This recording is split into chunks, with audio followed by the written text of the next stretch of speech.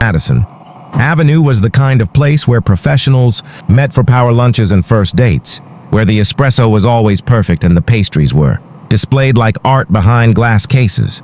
Natural light streamed through large windows, illuminating wooden tables and comfortable seating that invited conversation.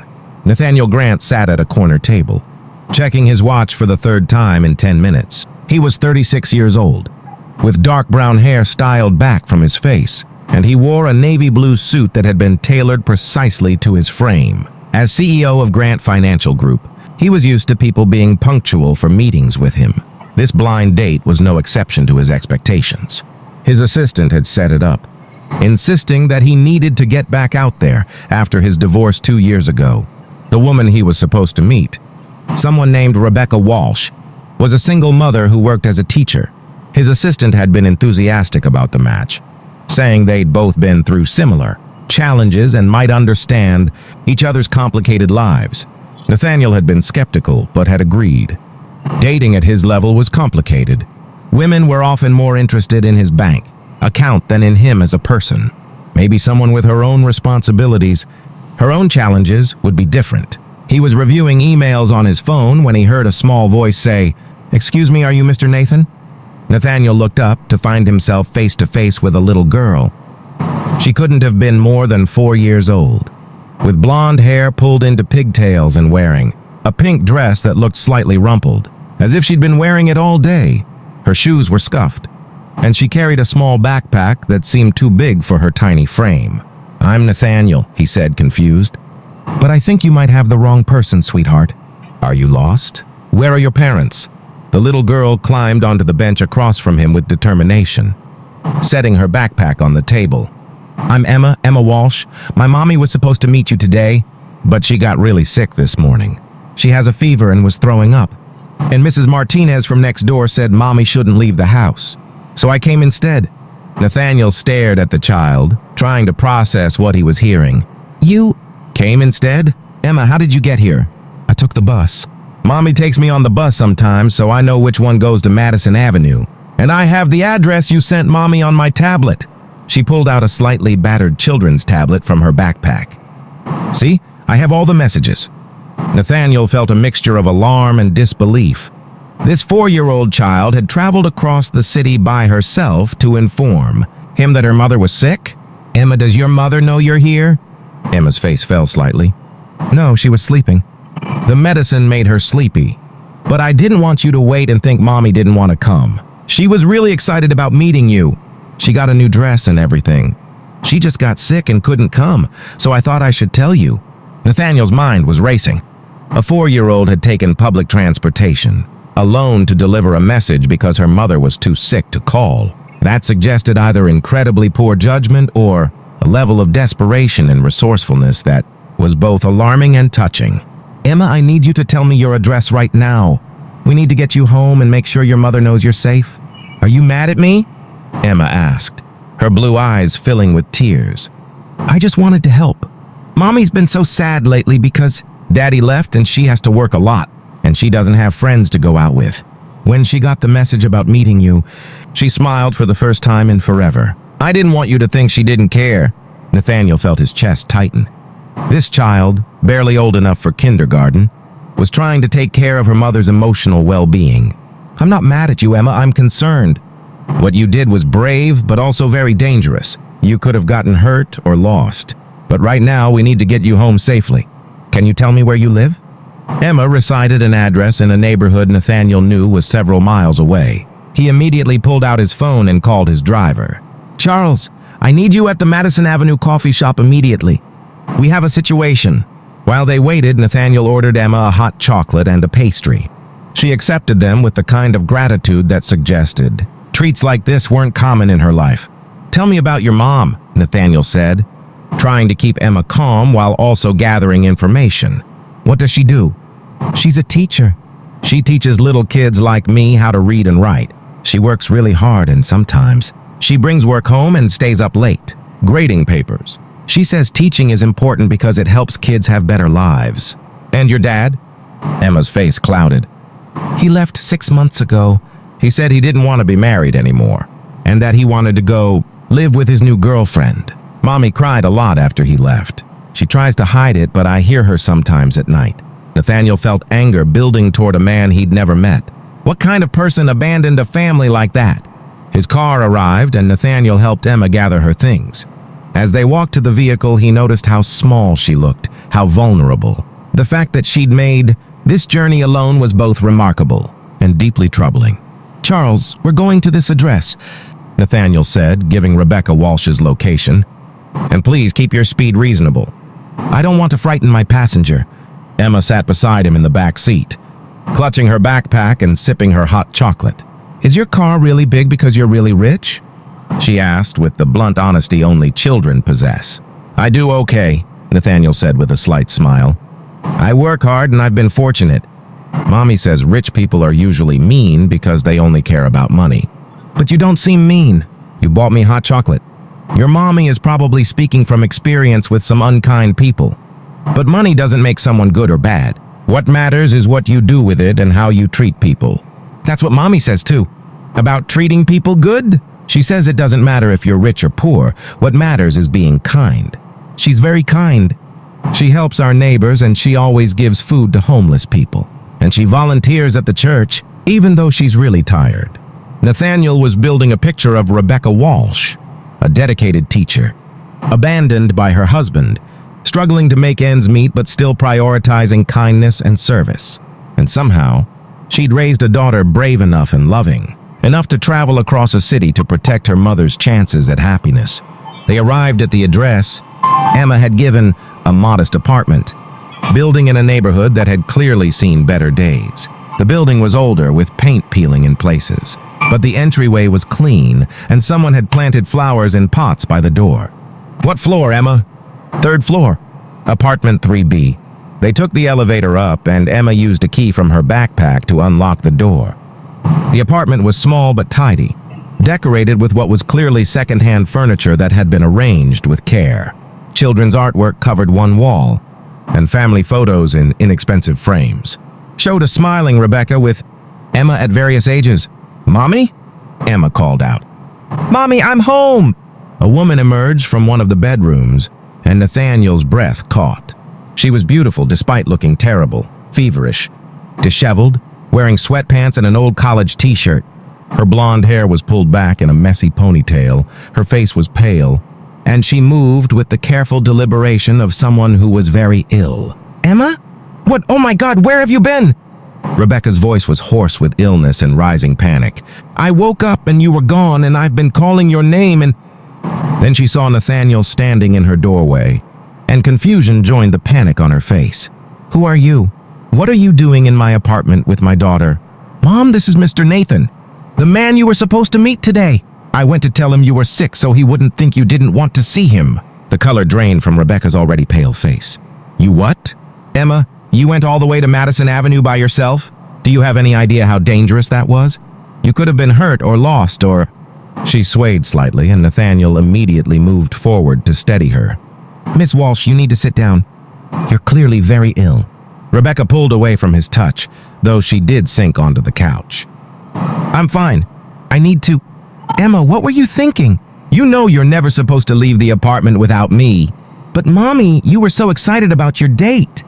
You got a new dress, and you did your hair special, and you said maybe this time you'd meet someone nice. And then you got sick, and I knew you couldn't go, and I didn't want Mr. Nathan to think you didn't care, so I—" "Emma Marie Walsh, you took a bus across the city alone. Do you understand how terrified I've been? I thought something had happened to you. I was about to call the police." Emma started crying, and Rebecca pulled her daughter close despite her anger. "Don't you ever do something like that again. Do you understand me?" "I'm sorry, Mommy, I just wanted to help."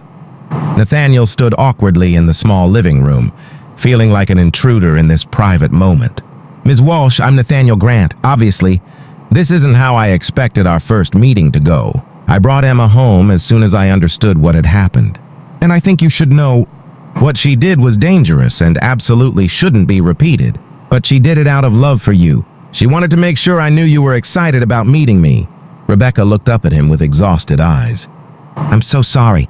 I don't know what to say. I was supposed to cancel, but I was so sick, and I must have fallen asleep after taking medication, and She looked around her small, shabby apartment, clearly embarrassed. This is not how I wanted you to see my life. This is mortifying. You're sick.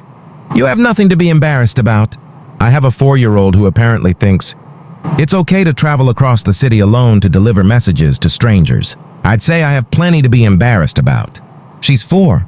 She made a mistake.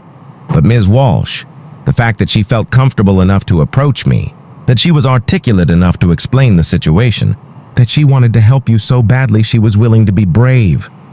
That all speaks to incredible parenting. You've raised a remarkable child. Rebecca laughed, though it turned into a cough. A remarkable child who scared 10 years off my life today. Mommy, I really am sorry, Emma said in a small voice. I didn't mean to make you worried. I just didn't want you to miss your chance to be happy.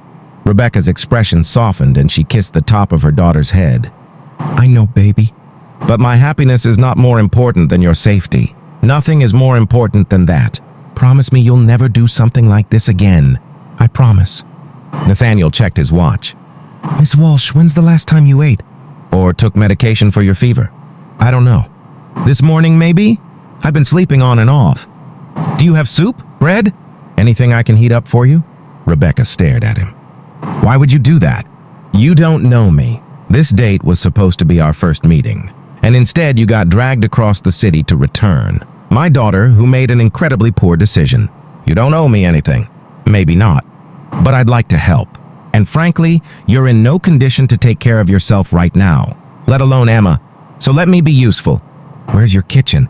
I can handle this, Rebecca protested, trying to stand up. But she swayed again, and Nathaniel gently pushed her back down onto the couch. Ms. Walsh, you're sick. Let someone help you. Where's the kitchen? Rebecca, if we're going to have you in my apartment, you can call me Rebecca, and the kitchen is through there. She gestured weakly. Nathaniel found the small kitchen and assessed the situation. The pantry and fridge were sparse, a few cans of soup, some bread, eggs, basic staples, but nothing extra. He heated soup and made toast, bringing it to Rebecca along with a glass of water and the bottle of fever reducer he found in the bathroom cabinet. When did you last take this? I don't remember. Then it's been long enough. Take 2. Rebecca accepted the medication and the food, with the exhausted gratitude of someone too sick to keep protesting. Emma sat beside her mother, watching Nathaniel with wide, curious eyes. Are you going to stay for our date now? Emma asked. Since you're already here? Nathaniel couldn't help but smile. Emma, your mommy is too sick for a date right now.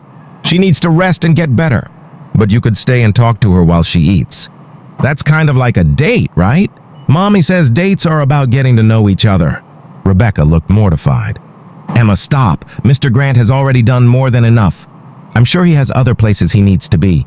The truth was, Nathaniel did have places to be. A conference call in an hour, a dinner meeting later, a full schedule that never seemed to have gaps. But looking at this struggling, single mother trying to maintain dignity despite being sick and exhausted, looking at the little girl who loved her mom enough to risk everything to help her, Nathaniel found he didn't want to leave. Actually, I have some time, he said, settling into the worn armchair across from the couch. Emma's right. Dates are about getting to know each other, and we did have an appointment scheduled. This is not the date I imagined, Rebecca said, but there was a hint of humor in her voice despite everything. But it's definitely memorable. So tell me, Rebecca Walsh, what made you agree to a blind date with a CEO you'd never met? Rebecca took a spoonful of soup before answering. Honestly, my friend convinced me. She's the one who set this up. She knows your assistant, apparently. I haven't dated since my divorce 6 months ago. I've been too busy working and taking care of Emma and trying to figure out how to be a single parent. But my friend said I needed to start living again, that Emma and I both deserve to have more than just survival mode. And what were you hoping for? From this date, I mean? Rebecca was quiet for a moment. Someone kind. Someone who understood that I come as a package deal with a 4-year-old daughter. Someone who didn't see single motherhood as baggage but as part of who I am. I wasn't hoping for rescue or financial support. I just wanted someone who saw me as a person, not just as a single mom struggling to make ends meet. What do you teach? Nathaniel asked. 2nd grade, at a public school in an underfunded district, where most of my kids qualify for free lunch and some of them don't have stable housing. It's hard work and the pay is terrible, but it matters. These kids deserve someone who sees their potential, who fights for them. That's why you work late. Grading papers, lesson planning. How did you... Rebecca paused. Emma told you? She did. She told me a lot about you. About how hard you work, how kind you are, how you help your neighbors and volunteer at church even when you're exhausted. She's very proud of you. I'm very proud of her too. Even when she makes incredibly poor decisions that scare me half to death. Emma, who'd been listening quietly, spoke up. Mommy, can Mr. Nathan come back when you're not sick? So you can have a real date? Emma, that's not how it works. Mr. Grant has been incredibly patient, but I'm sure he has no interest in... Actually, Nathaniel interrupted, I'd like that. If you're interested, once you're feeling better, I'd like to take you to dinner, a real date. Without emergency medical situations or cross-city, rescues of brave but misguided 4-year-olds. Rebecca stared at him. Why? After all this chaos, why would you want to see me again? Because in the hour I've spent with you and Emma, I've learned more about what matters than I have in the last year of perfectly pleasant but meaningless dates. You're raising an incredible daughter despite incredible circumstances. You're dedicated to work that makes a difference even though it doesn't pay well. And you haven't once asked me for anything, even though you're clearly struggling. That tells me everything I need to know about your character. Rebecca's eyes filled with tears. I don't know what to say. Say you'll have dinner with me next week. Once you're healthy. Somewhere nice where we can talk without Emma present? No offense, Emma. None taken, Emma said cheerfully. Mommy needs grown-up time sometimes. Rebecca laughed despite the tears. Okay, yes, I'd like that. Nathaniel stayed another half hour, making sure Rebecca had everything she needed, ensuring Emma understood that what she'd done was dangerous and should never be repeated, and programming his number into Rebecca's phone in case they needed anything. As he was leaving, Emma grabbed his hand. Thank you for being nice to my mommy, and for not being mad at me for making a mistake. You're welcome, Emma. But remember what we talked about. No more adventures alone, okay? Okay, but Mr. Nathan?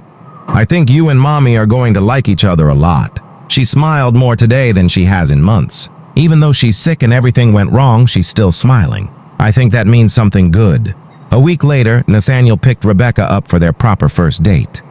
She was healthy now, wearing the dress she'd planned to wear for their original meeting. Her hair styled, looking beautiful and nervous. Over dinner at an elegant but comfortable restaurant, they talked for hours. About their childhoods, their failed marriages, their fears and hopes and dreams.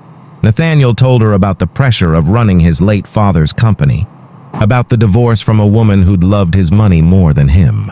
Rebecca told him about her passion for teaching, about the challenges of single parenthood, about rebuilding a life after betrayal. I need to be honest with you, Rebecca said over dessert. I don't know how to date someone at your level. I live in a tiny apartment. I buy my clothes at discount stores. I watch every penny because I have to. And I have a daughter who will always be my first priority. Good, Nathaniel said. Because I don't want someone who's impressed by money. I want someone who's impressed by character. I want someone whose priorities are in the right place. Someone like you. They dated for a year, taking things slowly because both had been hurt before and because Rebecca was careful about who she let into Emma's life. But Nathaniel proved himself over and over. He showed up to Emma's school events. He helped Rebecca with grocery shopping without making her feel like charity. He talked to her as an equal, valued her opinions, respected her boundaries. And Emma, who'd started this whole thing with her brave if misguided adventure, was their biggest supporter. On the 1-year anniversary of Emma's bus trip to Madison Avenue, Nathaniel took both Rebecca and Emma out to dinner. At the end of the meal, he knelt down in front of Emma first. Emma Walsh, I'd like to ask why...